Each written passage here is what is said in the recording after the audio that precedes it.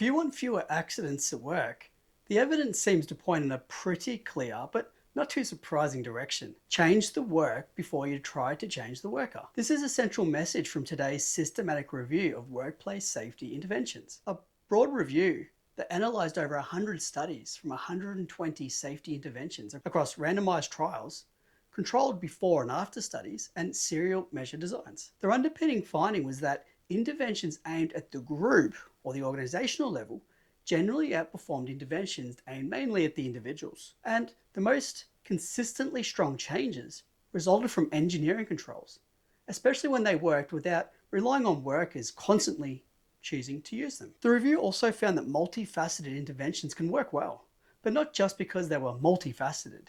They tended to be more effective when they included stronger organisational or structural components, especially engineering controls. This pattern supports the hierarchy of control.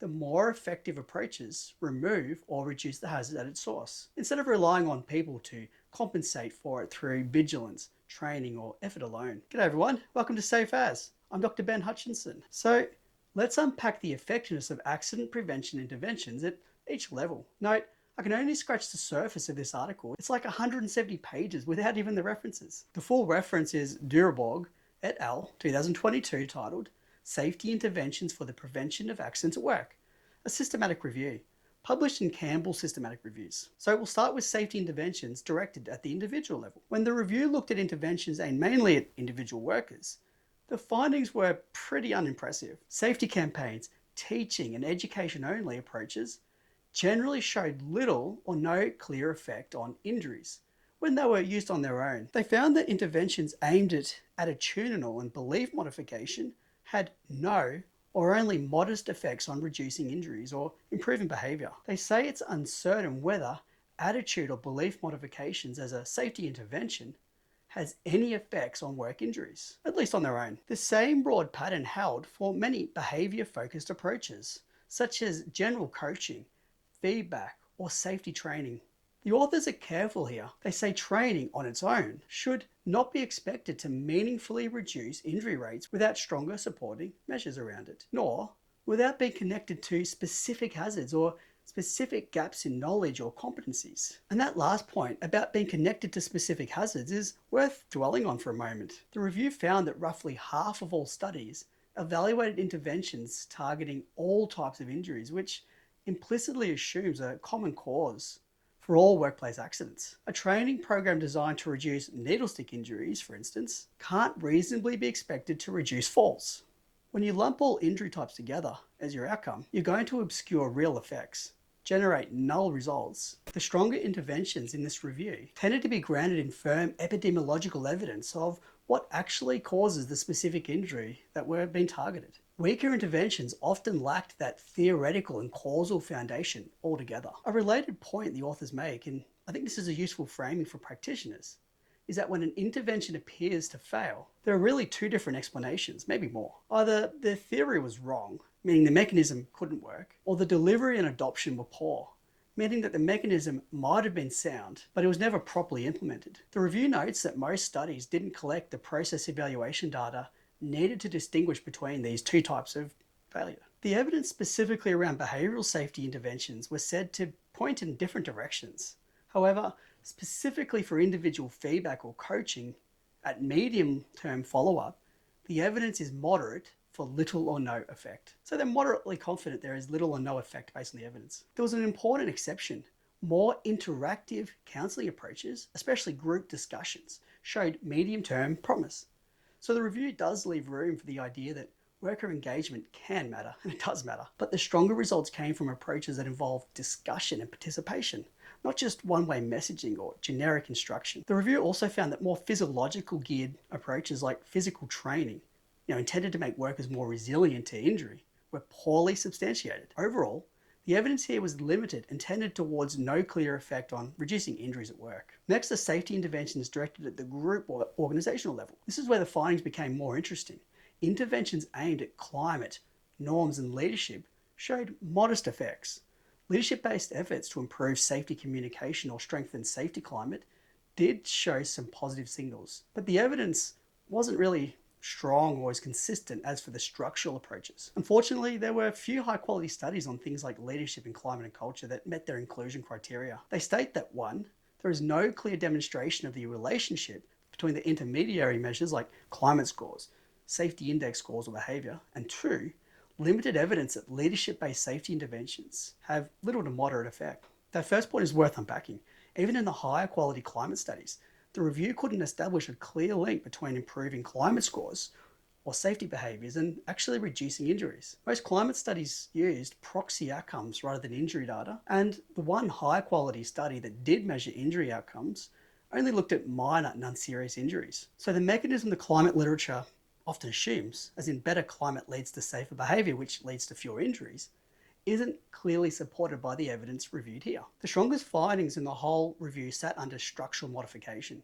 Engineering controls were the most effective category overall. The review repeatedly found larger effects where hazards were designed out, separated from workers, or controlled in ways that didn't depend heavily on worker decisions. Simply put, a safer machine, safer device, or safer system of work tends to be trying to persuade people to be more careful or perhaps simply targeting behaviours in isolation. That is, engineering controls provided higher reductions in injuries, and these effects were stronger where the intervention could demonstrate the effects independent of human behaviour. Overall, they say engineering controls provided strong evidence of strong effects at short-term follow-up, but limited evidence to show strong effects at the medium and long term.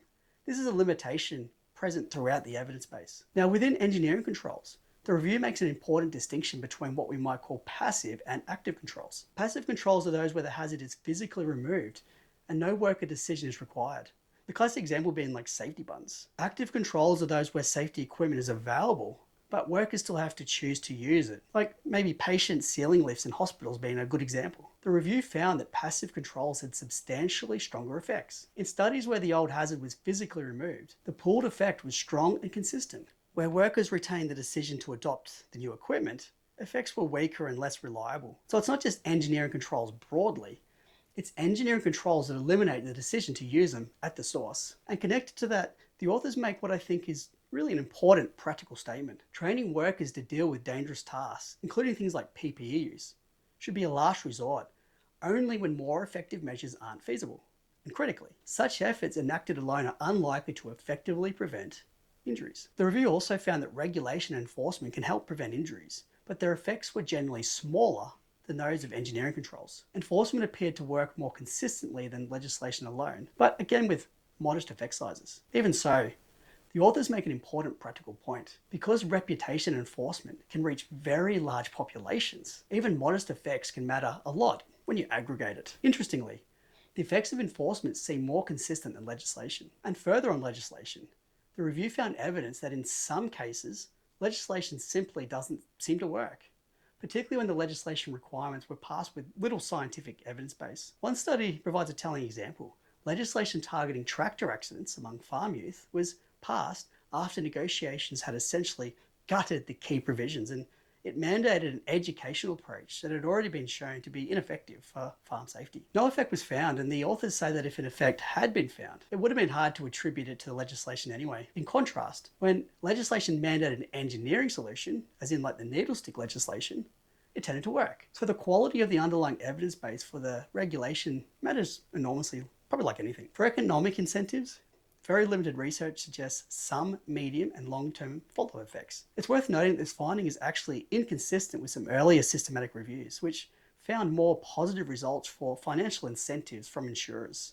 So this is one area where the evidence picture is still a little bit unsettled. In all, they argue for moderate evidence for little or no effects of enforcement at medium-term follow-up, and limited evidence of a small effect at short-term follow-up. The review also found some limited evidence for administrative controls, things like policies and modified safety procedures and internal monitoring systems. Next, on to multifaceted safety interventions. The review examined these interventions that combine multiple elements. Here, the key lesson was that simply adding more components doesn't automatically make an intervention more effective. Multifaceted interventions focused only at the individual level tended to show little effect overall, but multifaceted interventions at the group or organizational level, across levels, perform better, especially when they included engineering controls or other strong structural elements. Now, and further on these multifaceted interventions, including those at the individual level, they conclude that combining attitudinal and behavioral components seem to have no or a low effect on reported injuries, with a moderate level of evidence. And for multifaceted interventions, again, using interventions across different levels, then there seems to be some consistent findings. These interventions that use multiple levels are more likely to be effective when they include at least an engineering control. Also, they say that there's moderate evidence that these multifaceted interventions across levels have a moderate effect at short-term follow-up, and for the serial measure studies, strong evidence of a moderate effect at medium-term follow-up. So I think a fair interpretation is combining weak individual tactics doesn't reliably produce strong safety outcomes, but combining strong organizational and structural measures can. This contradicts big, flashy overhauls that throw lots of stuff at a problem, like a big safety campaign, hoping that something will stick. Now, a contrast with the previous literature review comes from a slightly older study, 2013, from Christian and colleagues. They looked at the antecedents of safe behavior and injury outcomes, and if there was a link between them. I raise this because lots of people are interested in behavioral interventions. They found that safety knowledge and safety motivation were the strongest correlates of safety performance behaviors, while safety climate was also highly important. When the outcome shifted from behavior to actual accidents and injuries, group safety climate had the strongest association. Their meta-analysis supported the broader idea that more distal person and situational factors work through knowledge, motivation, and safety behavior. So this is debated in your research. So this is one way to interpret some of these behavior and individual level approaches. In Christian's study, they do support the idea that work and knowledge and motivation matter for safe behavior in some sense, but they also show that once you care about real injury outcomes, the shared context, especially the group safety climate, then the climate becomes more important, more central.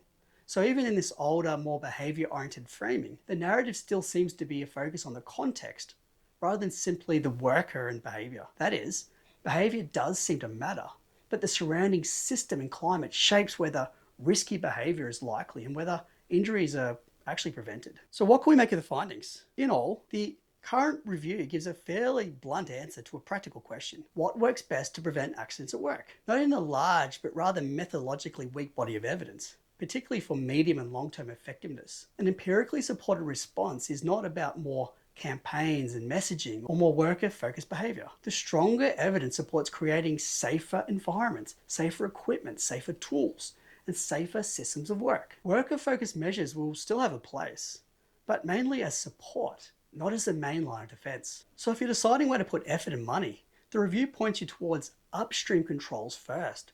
Redesign the hazard, change the equipment, change the system, strengthen organizational controls, and use trainings to support those changes and gaps, not to substitute for them. Really, pretty much the hierarchy of control in a nutshell.